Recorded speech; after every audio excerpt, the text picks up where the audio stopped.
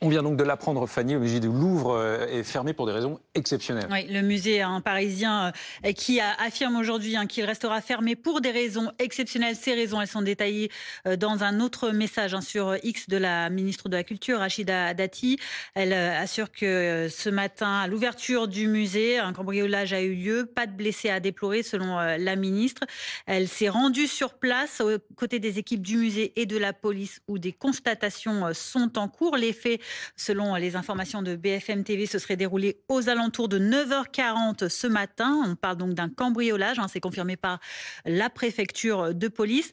Quant au ministre de l'Intérieur, fraîchement nommé Laurent Nunez, il se rend sur place pour rejoindre notamment la ministre de la Culture. Nos équipes BFM TV également seront sur place dans un instant. Nous le retrouvons évidemment dans notre journal de 11h30. Évidemment, et dès que les ministres de l'Intérieur et de la Culture qui sont sur place, vous le disiez, Fanny, s'expriment, nous écouterons leur prise de parole en direct sur BFM TV. D'ici là, le compte à rebours qui est enclenché avant l'incarcération de Nicolas Sarkozy à la prison de la Santé. Oui, à 2 jours d'entrée en prison, l'ex-président se livre dans la tribune dimanche.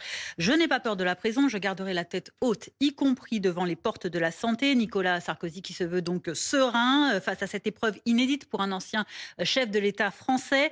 Pour des raisons de sécurité, l'ancien ministre de l'Intérieur sera placé à l'isolement et pourtant il se défend. Je ne demande aucun privilège.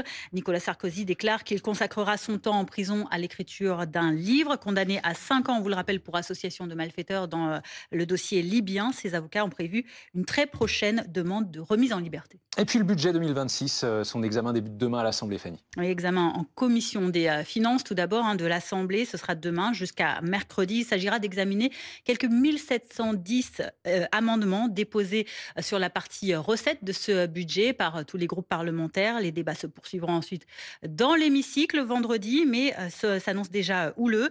Dans les colonnes du Parisien, la porte-parole du gouvernement, Maud Brejon, joue la transparence sur le projet Le Cornu 2.